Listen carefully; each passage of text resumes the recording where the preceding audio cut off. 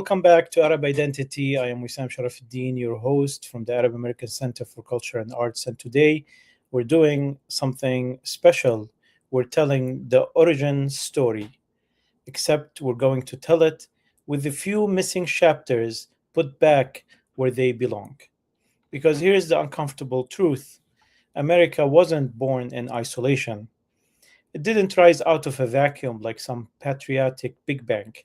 From day one, the American experiment was plugged into a wider world: Africa, the Mediterranean, the Middle East, and yes, the Arab world. Start with Morocco. While the United States was still a fragile newborn trying to convince the planet it existed, Morocco was among the first to treat it like a real nation, opening its ports to American ships and then formalizing a relationship that became the Treaty of Peace and Friendship. That treaty isn't just a piece of paper, it's a signal, a reminder that early America needed allies' recognition, trade, and protection, and the Arab and Muslim world was part of that diplomatic reality. Then there is a story that feels like it should be in every textbook, but it isn't. Mustafa al-Zumuri, known in the historical records as Estebaniko, a man from Azumur in Morocco, enslaved and forced into expeditions, who became one of the earliest people of African Arab origin in traverse huge parts of what is now the American South and Southwest. His life is not a simple triumph story, although it's an amazing story, but it's also a collision of conquest, survival, navigation, language, and human complexity. But it proves something essential. Arabs were present in the earliest chapters of this continent's colonial history, not as a footnote, but as actors moving through the terrain of what would later become America. And then there is the realm of ideas, the invisible architecture behind nations. Thomas Jefferson owned the Quran, and he didn't buy it as a decoration. He was intellectually hungry, obsessively so, reading legal systems, religions, and philosophies beyond his own tradition. Now, I'm not here to claim that the Quran wrote the American democracy. That would be a lazy mythology. But Jefferson's engagement with Islamic texts sits inside a broader fact. The American founders were drawing from global currents, and they were curious about civilizations the modern West often pretends it never needed. Which brings us to one of the great intellectual smuggling operations in history: Ibn Rushd, also known as Averroes, the Andalusian giant whose insistence on reason, argument, and rigorous interpretation helped carry Aristotle back into Europe, shaping scholastic debate and later feeding the deeper river of the Enlightenment Europe didn't invent by itself.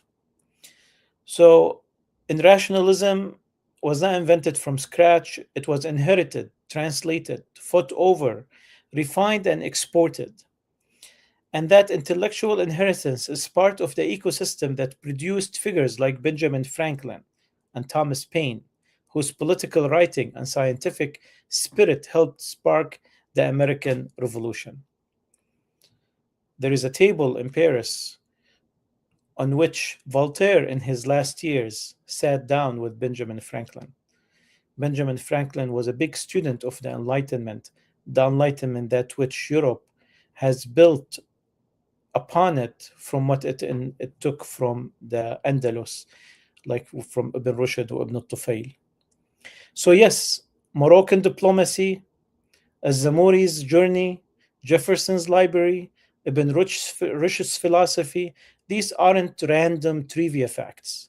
They're evidence of a larger point. Arabs helped shape the material world and the idea world that America emerged from. And then we get to the modern era where Arab Americans didn't just arrive to America, they built inside it, in medicine and public health, in engineering and technology, in law, literature, entrepreneurship, activism, the military, education, and the arts. Some names are famous: Many aren't, and that's part of the problem. Contribution is everywhere, recognition is selective. Tonight's episode is about correcting that selective memory, not to steal anybody's story, but to end the ridiculous habit of telling America's story as if entire civilizations were never in the room. And to help us explore these Enlightenment values, how they traveled, transformed, and eventually shaped what we call now American values, I'm joined today by a guest whose work sits exactly at the intersection of ideas, religions, and civilizations. Our guest is a doctor in Islamic thought and comparative religion, someone who doesn't just study religion as a set of rituals, but as a living map of how societies understand truth, ethics, authority, and the human being. He holds a master's degree in the future of religions and religious schools in the Mediterranean basin, a field that's basically designed for anyone brave enough to ask, where are the belief systems going next? And why does geography, this crossroads of civilizations, matter as much? He also earned a bachelor's degree in English language and literature, specializing in the history of ideas and cultural studies, which means he's trained to read texts, movements, and civilizations not as isolated islands, but as dialogues shaping one another across centuries. He's also the author of a book titled رهانات الثقافة في الحوض المتوسط, the stakes of culture in the Mediterranean basin. And among his published articles is a piece on the separation between culture and religion as an entry point for organizing cultural diversity, a topic that feels almost tailored for today's episode, where we're talking about how societies build shared civic values without demanding everyone think, pray, or live the exact same way. So today's conversation won't be slogans. It'll be a deep dive with a guest who knows how to track the genealogy of ideas and how to separate mythology from history without killing the soul of the story. Welcome, Doctor. Glad to have you with us. And let us hear from you your take on how Arabs helped establish America. I'm very thankful to you, Dr. Sharafuddin, to invite me to talk about this important subject, which is which could enlighten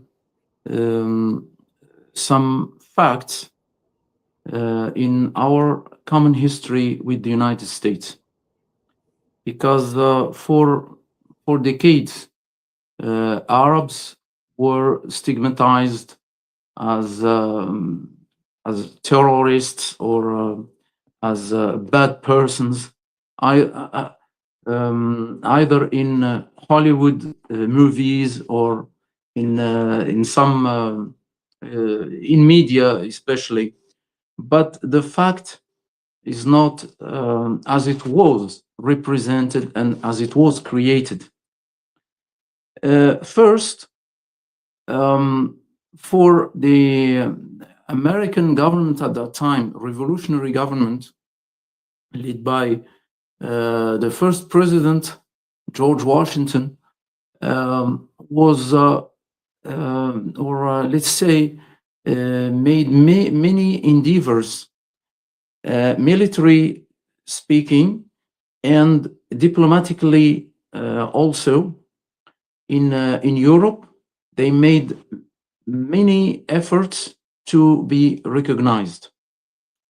But the surprise was that they were recognized by the Sultan Muhammad III, Sidi Muhammad bin Abdullah, one of the great figures in our history.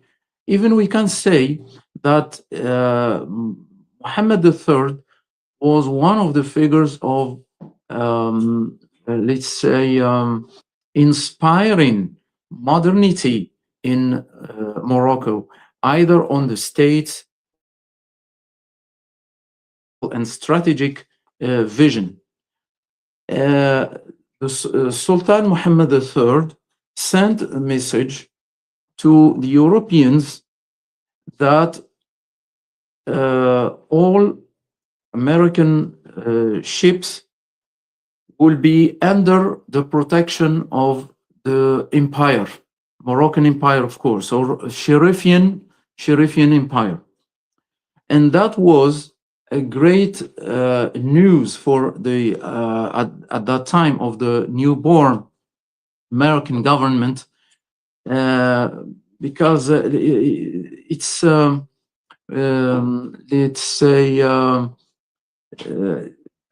army, an armada of ambassadors, great figures in the history of America, like Sir Adams, John Adams, Benjamin Franklin, Thomas Jefferson. All of these are distributed in Europe to make these links with European, and they received at last this let's say this push of their diplomatic efforts. So the first country, as you said, of course, recognizing the independence of the United States, was an Arab country in 1777. And as I sent to you, the message of articles of the treaty and of recognition and peace. At that time, if the American passed with in our ports, they will be under protection, and no one will pirate, because at that time the pirates, etc. So George Washington also wrote to the Sultan to go or to mediate with the Ottoman provinces, either in Algeria, Tunisia, and Libya, and Tripoli, called at that time, to let American ships go in peace. And what is written also in a letter of the Sultan to George Washington. He said, the Sultan said, and what you required, it will be done, inshallah. Means وَإِنَّمَا طَلَبْتُمْ. So what you required will to mediate in Tripoli, in Tunisia, will be done, because the Sultan has a great influence on his region, of course, and his word is very respectful. So when he told them, please let the American ships go in peace, they let them. And what happened? Mostly, of course, because we should know that let's say communications, it's not like this. We can have a phone or send a text also, because a message will take months and many days, at least, to arrive to do target. So this is this relation between America and the Arab world. So, first one. Second thing, second step in this is what we call it the intellectual influence. We should know that the most, the peak of the influence of Islamic civilization on the European intellectual philosophy and society, economy, etc., was in the 18th century. I haven't a proof, because I don't have a proof to this thing, this point. In the American dollar is written, "In God we trust." And if we go to the first dinar, the Arab dinar made by the Abdul-Malik, the Khalif Abdul-Malik ibn Marwan, "La ilaha illallah Muhammadur Rasulullah, billahi nathiq," in God we trust. This expression was in the first dinar, the Arab dinar also. I don't know, is it a coincidence that the American currency, because they will, when they will be independent from the British Empire, etc., and they will build their states, is there any link with the two expressions, "Billahi nathiq," in God we trust, in the first dinar and the first dollar, in the first currency in America, and the currency is one of the facets of or the founders of sovereignty of any country. The flag currency, of money, etc., are symbols of sovereignty. I don't have, so we should make more researches on this point.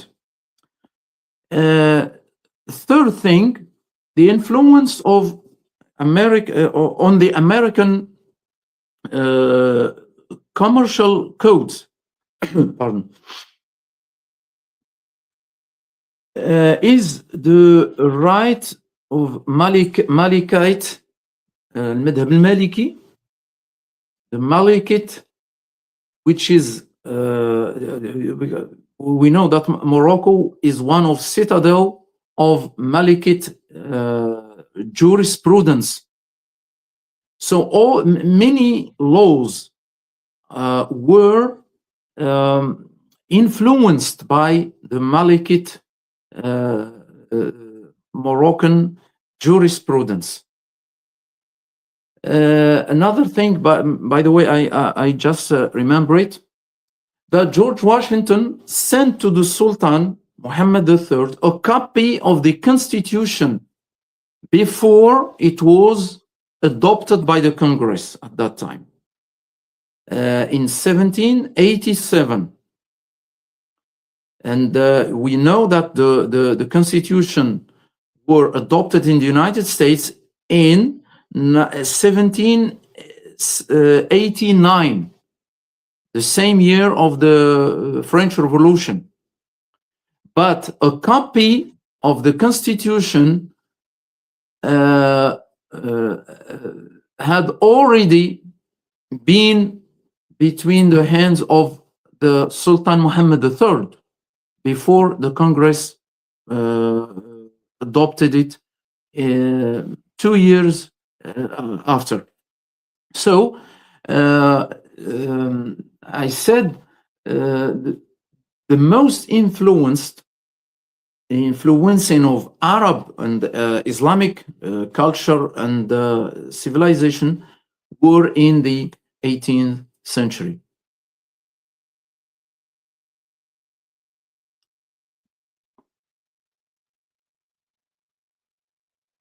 So, you kind of opened up the subject, the next subject about the philosophical influence. So there is this clear relationship and communication between the Sultan of Morocco with the American leadership.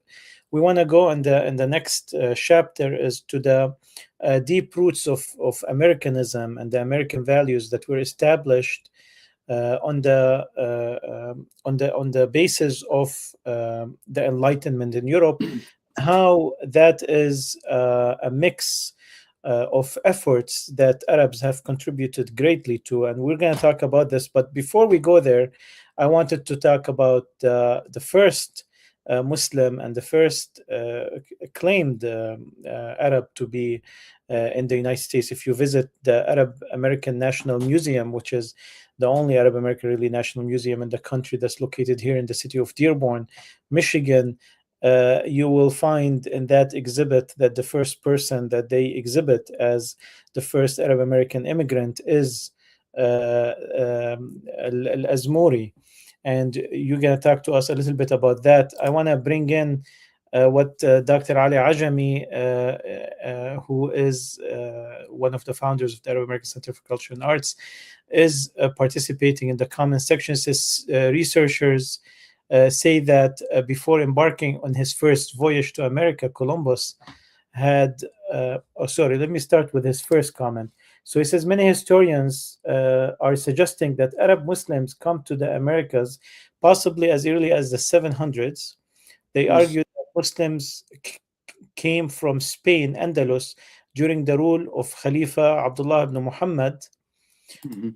The Abbasid historian Abu al-Hasan al-Mas'udi, who was born in 871 to 957, wrote in his book Muruj al-Dhahab, the Book of Gold, about an Arab sailor named قشقش يمكن أو قشقش ibn Sa'id ibn Aswad, who sailed into the Atlantic Ocean. Professor Barry Fell of Harvard University confirms that Muslims reached the continent at the time of Uthman, the third caliph, or at least at the time of Ali, the fourth caliph, and we're talking then the 7th century. Researchers say that before embarking on his first voyage to America, Columbus had read the book of Roger Bacon, Opus Magus, Greater Work, published on 1267, 225 years before his first voyage. The book comprised information compiled from a variety of Arabic resources about geographical regions on the other side of the Atlantic. Hence, Columbus' previous knowledge of Atlantic islands might have also Arab roots. Thank you for the valuable contribution, Dr. Ali Ajami. And before we go to Dr. Youssef, I have a little video to show you about the untold story of Mustafa al-Azmuri. Tabanico, whose full name is believed to be Mustafa Azamuri, holds a unique place in the history of early exploration. Born in Azamur, a town in present-day Morocco, around the early 16th century, he was a man of African descent who was enslaved and later became an essential figure in one of the most extraordinary journeys of survival in the Americas. Captured and sold into slavery, Estebanico was brought to Spain, where he became part of the ill-fated Narvaez expedition, one of the earliest Spanish ventures into the uncharted territories of the New World. Despite his enslaved status, his resourcefulness, linguistic skills, and ability to connect with indigenous peoples turned him into a vital intermediary during the expedition's dramatic transformation from conquest to survival. Over 8 years, Estebanico and 3 other survivors, Alvar Núñez Cabeza de Vaca, Andrés Dorantes, Estebanico's enslaver, and Alonso del Castillo, traveled thousands of miles across what is now the southern United States and northern Mexico. Through his remarkable resilience, adaptability, and cultural negotiation skills, Estebanico carved a distinct identity as a bridge between different worlds, leaving an indelible mark on history as one of the first recorded Africans in North America. Estebanico's life story is more than just a tale of survival. It is a testament to the complexity of cultural exchange and human resilience during the age of exploration. While much of his life remains obscured by history, filtered through the narratives of his European counterparts, it is clear that his role was indispensable. His ability to communicate with indigenous groups and navigate unknown terrains exemplifies his intelligence and adaptability. Tragically, his life ended around 1539 during another expedition, led by Fray Marcos de Niza, when he ventured ahead as a scout into Zuni territory and reportedly met his death. Estebanico's legacy endures as a symbol of the multicultural foundations of the Americas. His presence challenges traditional narratives of conquest by highlighting the contributions and agency of marginalized figures in shaping history. Today, he is increasingly recognized as a pioneer whose life and journeys illustrate the interconnectedness of Africa, Europe, and the Americas in the early modern world.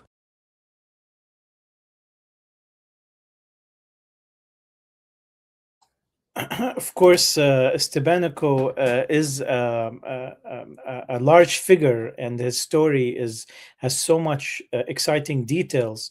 And one of the things I love about the story of Estebanico is the way he communicated and dealt with the indigenous population in a very humane way. He has developed medicine to treat some of the illnesses that were spreading at that time, and thus he was respected and loved by the indigenous population, developed strong relationship as he was used as a guide later for the further conquest or colonization by the colonial powers. And then he ended up dying. Of course, we take his history with a grain of salt. So as we recognize his accomplishments, but we also understand that he was part of a complicated history that involved colonialism and a lot of suffering and pain for the indigenous population. Dr. Yusuf, talk to us a little bit more about Mustafa Azmouri and his role in establishing what is to be discovered as and established later as the America. Well, we can say that this personage was very, very smart and is a multi-talented person, and which helped him to go further. First, to impose his position on the Spanish, let's say, small community of leaders, because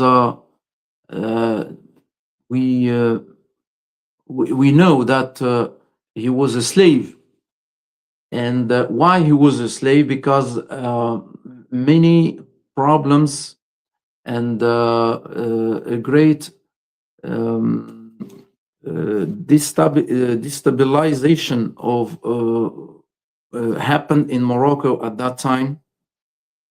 The weakness of the state, because we are at that time in the end of the Wattasid dynasty and the rising of the Saadian dynasty, and this conflict, without forgetting that Portuguese occupation of the coasts, most of Moroccan coasts at that time, and that among them was Azmour. Azmour is a small city in the north of El Jadida now, or Mazagan, as it called at that time.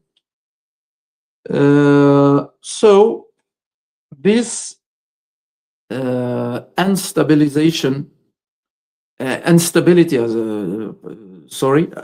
instability in the country led to many problems, economic problems, social problems, and many complications at that time in Morocco.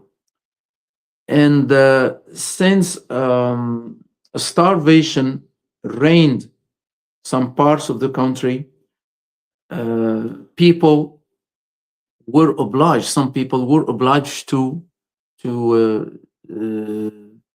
sell their children and member of families, and luckily, we don't know, is it good for him, or is it a great chance, a good opportunity or not? رب ضارة نافعة, as the Arab proverb said. وعسى أن تكرهوا شيئا وهو خير لكم. Mustafa al-Azamuri was sailed to a Portuguese, and then he was given to one of personal, I don't remember his name, who were Spanish. This man observed that al-Azamuri has some characters, some talents, so he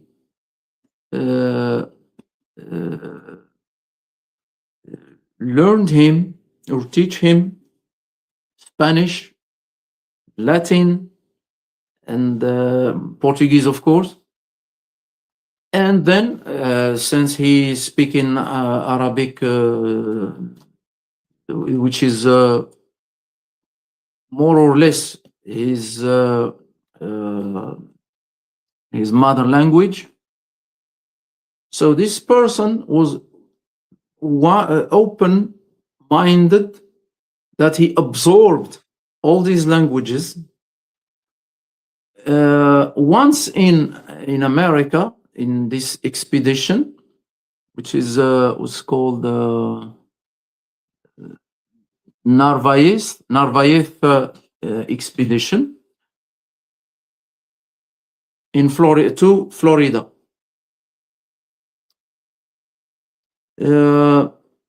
And then he integrated that tribes, and he learned local languages of these people. Then he became the official translator and mediator between Spanish and the local or native people of America.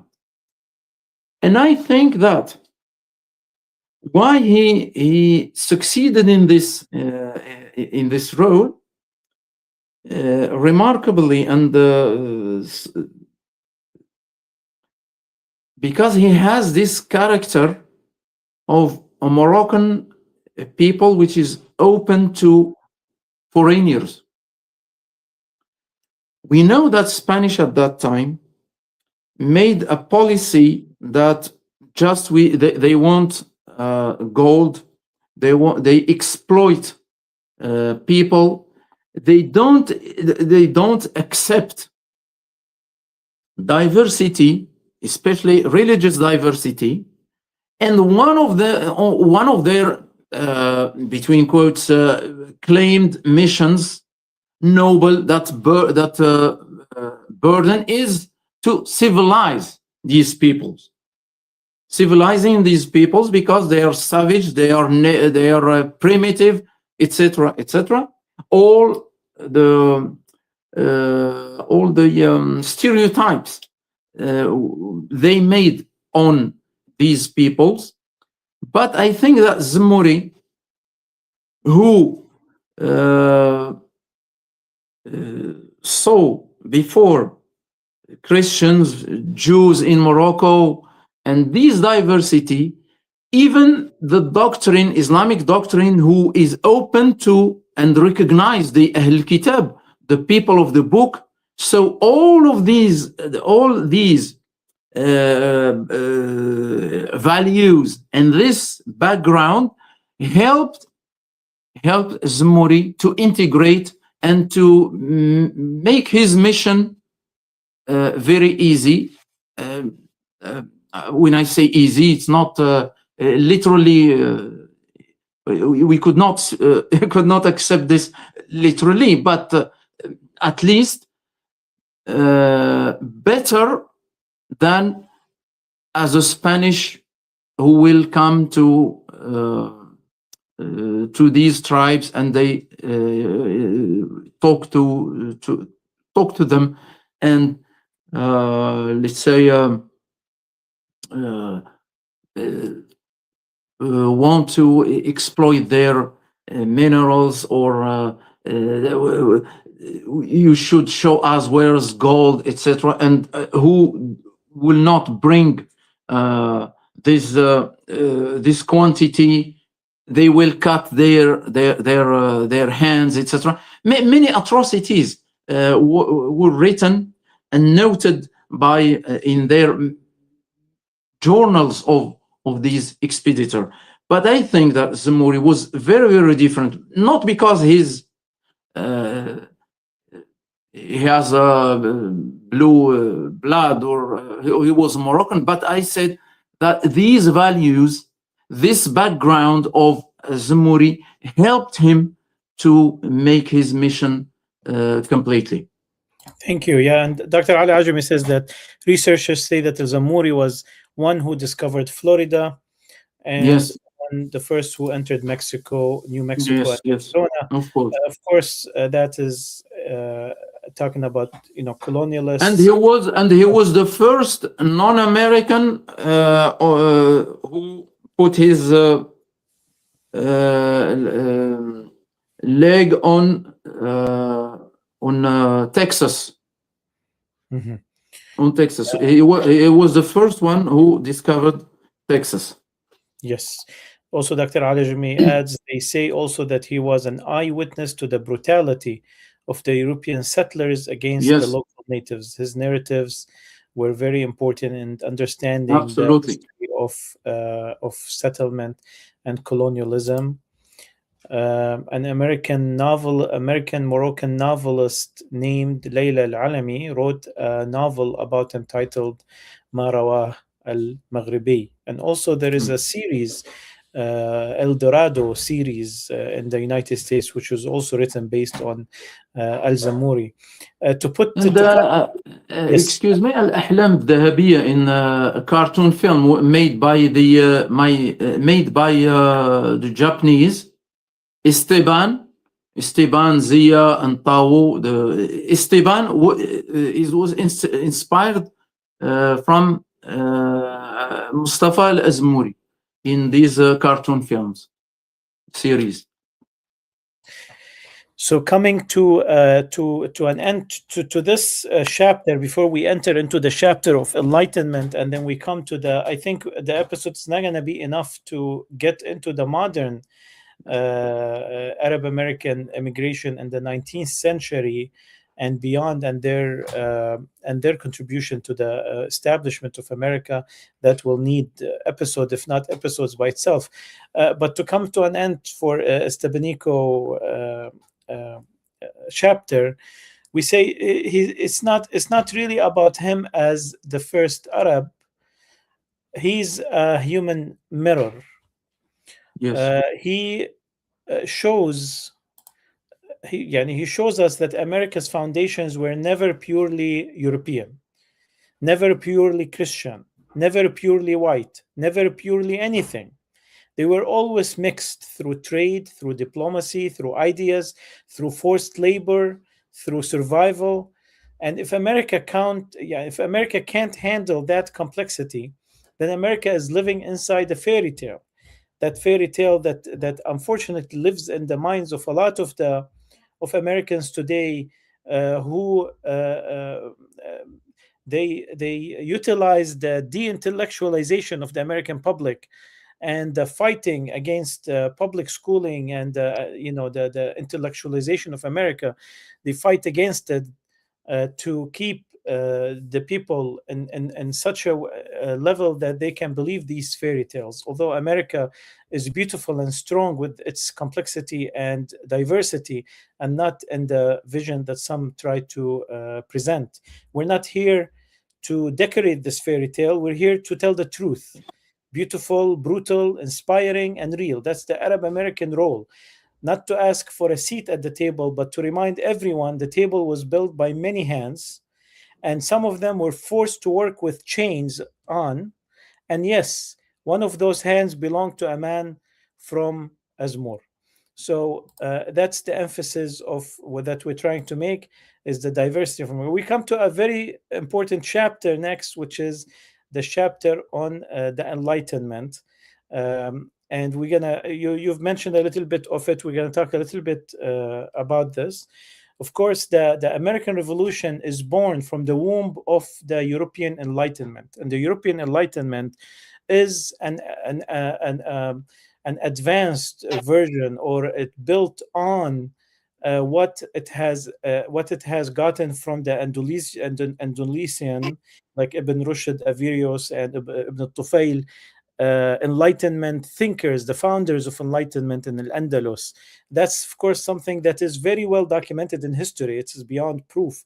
I'm going to show a little video, Doctor, and then we'll open this discussion about how Ibn Rushd influenced Enlightenment.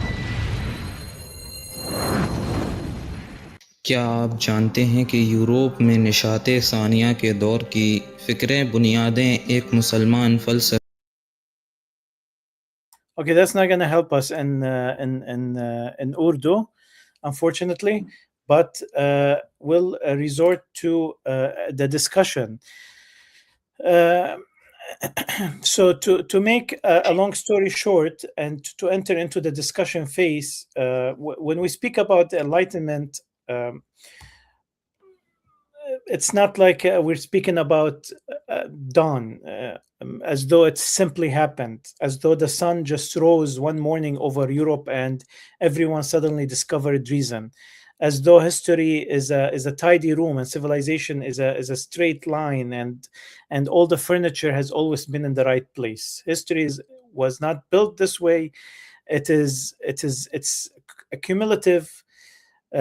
So when we want to tell the story honestly, we will have to confess that what we call today Americanism, what we call today the founding of America, what we call today the Constitution of the United States, those high words, those holy documents, did not descend from heaven into the hands of powdered men in Philadelphia. They came through blood and ink and commerce and conquest and translation. They came through a word that America prefers sometimes not to remember, because remembering it would mean admitting that this nation was never the self-made miracle some advertises it to be.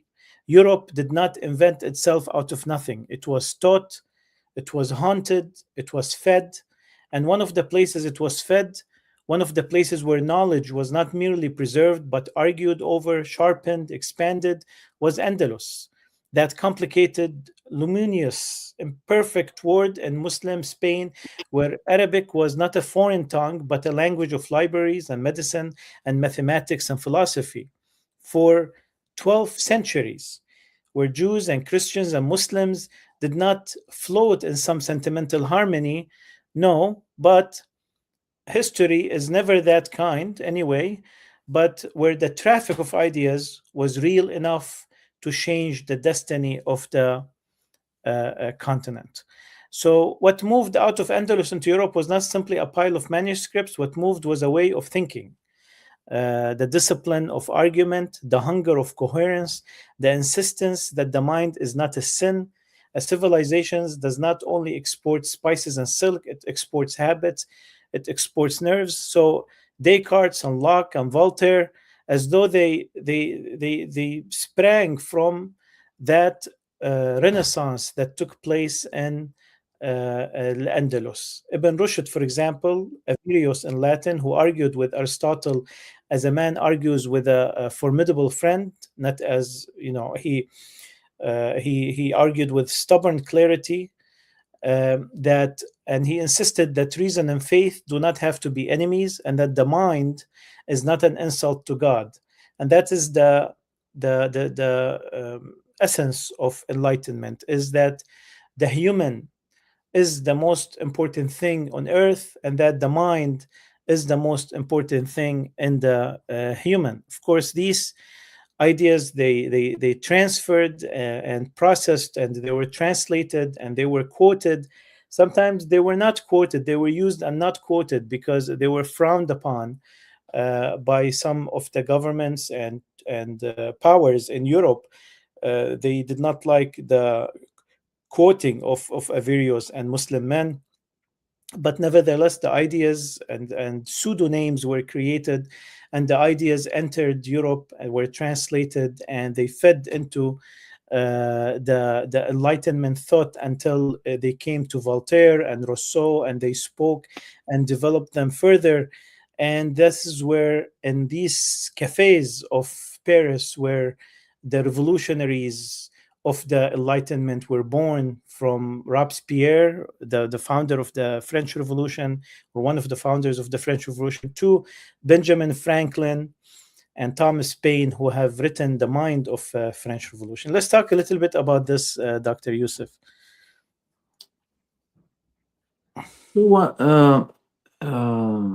It's a great point that you raise. That's in the question of enlightenment. Enlightenment, as I see, is a common human heritage, and we should end a myth, which is that America or West in general, that is based on Judeo-Christian culture or civilization. It's not true, because all the facts show that there is a great part. I don't know. I don't say that we are given, let's say, a charity to Arabs, but these are historical facts. The influence of Napoleon civil code was based on the Malikite jurisprudence. الفقه المالكي was based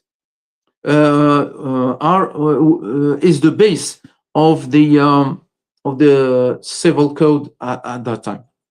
But what happened? Before, we should know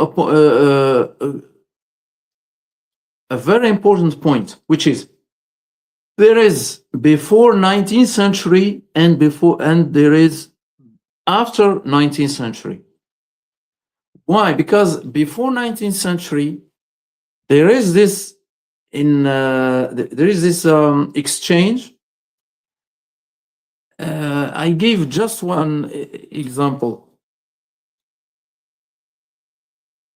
When Arabs were chased from Granada, 1492, of course, all this heritage, scientific, medicine, linguistic, jurisprudence, etc., all this civilization, where is it?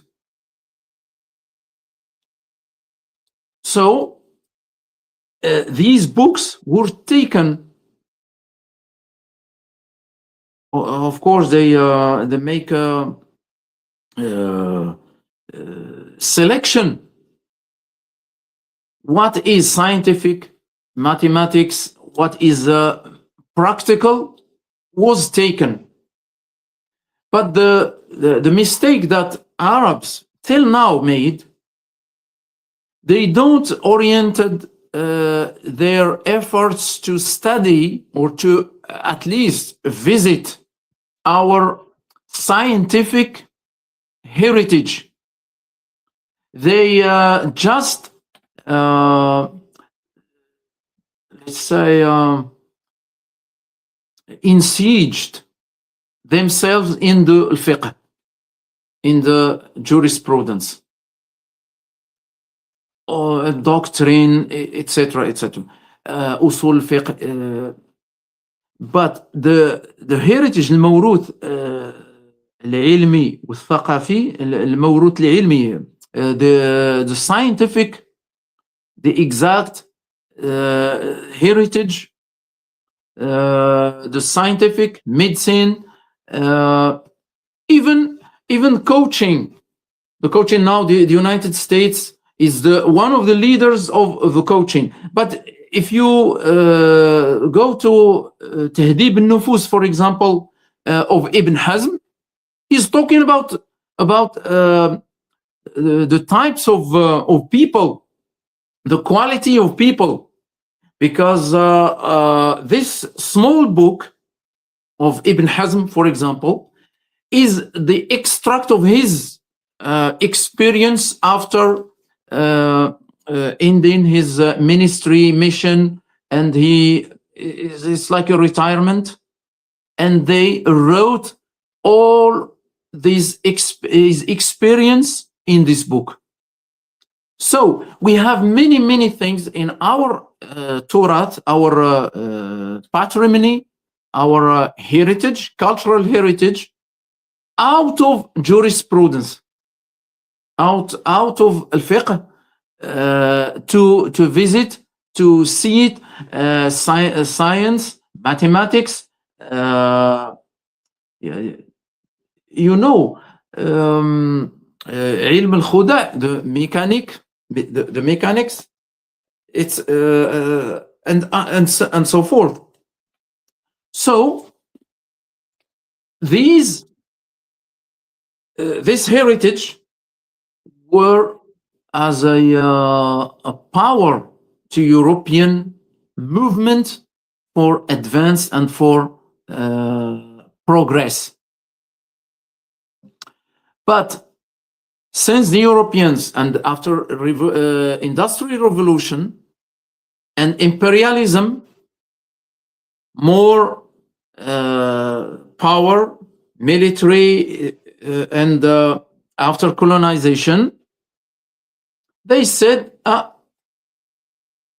everything before 19th century, everything before Greek heritage is not recognized officially, and the others has no civilizations, has no culture. Our culture is the upper, and they repeat this till the Holocaust. They add Judeo, they say the Judeo-Christian civilization culture, but Islamic culture or Arab culture has no, is not relevant to our human heritage. Even human rights, the Declaration of Human Rights, etc., is also based on this Judeo-Christian, but is forgotten that Islamic heritage. Just a small point. Even you know that Declaration of Human Rights didn't reach till now what Izz bin Abd Salam gave to animals, because our heritage in this side, even animals has their importance, and we should respect them. By the chart of Izz ibn Abd Salam, one of the greatest figure in the 13th century of our in Egypt. Dr. So, Yusuf, yes. can I cut you right here, or do you want to finish first? Yes, you can go on. Okay. You can go. Just because the time is Yes, ending I for know. the episode, I'm so I wanted- sorry. No, بالعكس, it's very beneficial, doctor, and it's a very interesting topic. Here's يعني I want to bring a recap. يعني it's very important, especially يعني احنا what we're trying to do in the Arab American Center for Culture and Arts is educate the general public, and also educate Arab Americans about their identity and their heritage, especially Yes. this program, Arab Identity. So I want them to understand that what we have worked on, what was born out of our struggle, intellectual struggle, and life experience throughout the centuries of building the Arab and Islamic civilization, it has culminated in these when the environment was right and ripe for ideas to flourish, which were in the Andalus. We created these great ideas of that were built over time, but we established them, the basis of the Enlightenment, which is the focus on humanity, the focus on human rights, the focus on on the ideas and on the values of freedom, al-aql, rational thinking, and these ideas we suffered in the Islamic world, because Al-Andalus was, the Baghdad was struck in 1258, and then the Andalus was struck in 1450s. So we, because of the struggles, the political struggles, for civilization to grow, for thought to grow, it needs an environment. And Arabic was prohibited from Spain, and Arabs were kicked out, and some of them left, but Arabic was prohibited from being used in Spain, and that discontinued this journey of enlightenment. But it transferred into the minds of Europe through translation and kept growing there. And then the printing press came, which is in the 1450s. The printing press started in Europe, while we didn't have a printing press in the Arab world. The Arab world was then controlled by the Ottoman Empire, which did not emphasize printing. And then when it brought printing all the way in the 1706, it was Turkish printing, and Arab printing did not start until 1799, with Napoleon bringing the first printing press to Egypt, and then in Lebanon in the 1820s, which brought the Arab Renaissance at that time, the modern Arab Renaissance. So we were about 200 years behind the development of these ideas. But these ideas have transferred. So our Arab and Muslim civilization mind has transferred to the minds of Europe. And then it has transferred to the minds of America. And now we're Arab Americans, we're here in America. So it is an amazing thing that we have preserved this mind, and now we are living the benefits and the fruits of this mind. And this is very important to claim that. So this is not foreign for us. This is ours. This is, of course, it's everyone's, but it is as much as it is everyone's. It is as much as it is ours. It is our thought. It's embedded in it. It is the struggles and work of our ancestors and thinkers who have, sacrificed, and they died in the path of the Enlightenment, and now we're living the results of Enlightenment. So I, as Arab American, I feel very strongly about being an American, preserving American values, preserving American ideals, because they are mine, because they have transferred from Ibn Rushd, Ibn al-Tufayl, and the scholars before them, the revolutionaries of the Mu'tazila, all the way till today. They have transferred into the American Constitution, into the writing of Thomas Paine, and they are under attack in America. They're under attack by the Christian right, by the Zionists, and by the various forces that try to تختزل, يعني they try to undermine America into different narratives that change. So this is the importance of this conversation. It's a clash. It's a clash of ignorance, not a clash of civilizations. Ahsan, yes. So civilizations, they all are the children of the same thought process. of course, there is a big segment where we move from the founding stage into the newer stages of America, but that might take another episode for it. I want to leave you, Doctor, with the final word before ending the period, and thank you.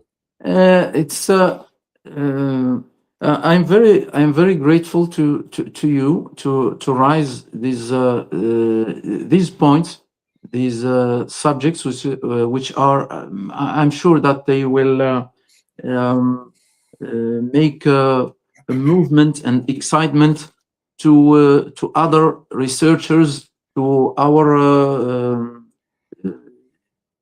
youth, to search more, to be proud of their Arabity and their Islamity, if we want. And don't forget one point, that the struggle now is not between this religion or this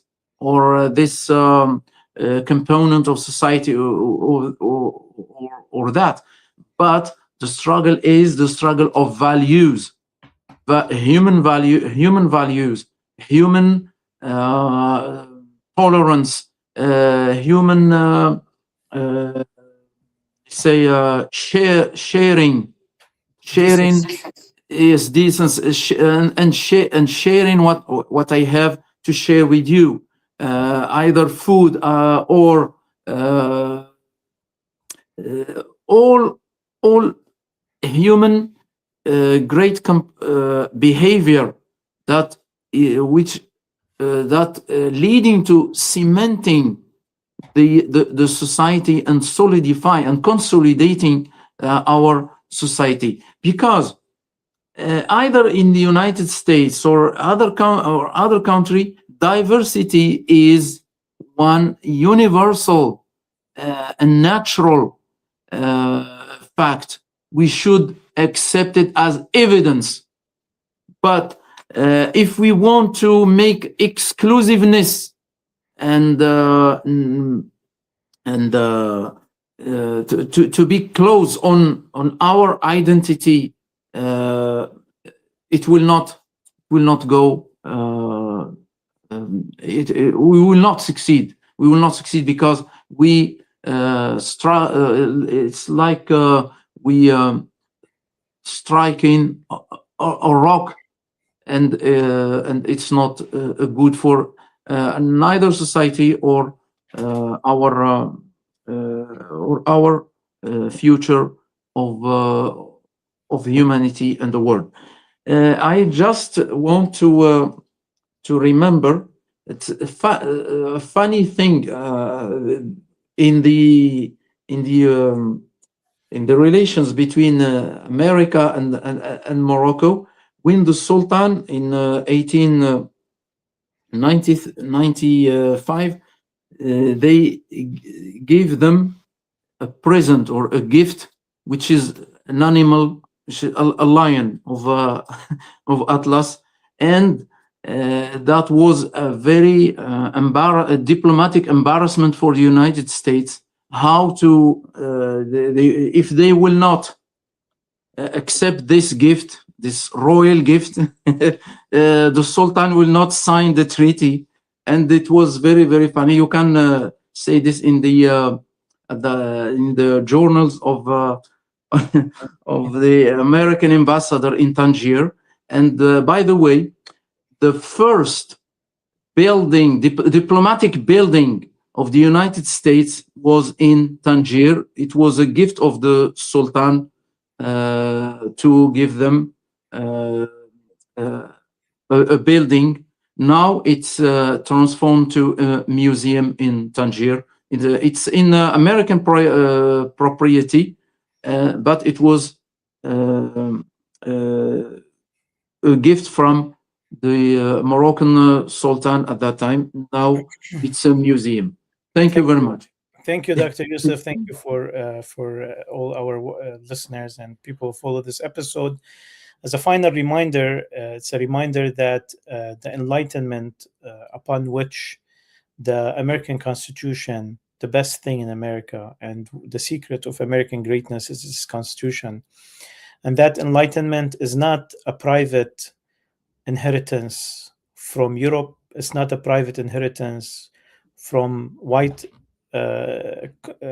colonialists or immigrants. It's not a private inheritance from a certain branch of Christianity. This is a human inheritance. And anyone trying to build a wall around it is not defending civilization, but actually defending a lie. Thank you for joining us for Thank you very much. in this episode. Thanks indeed.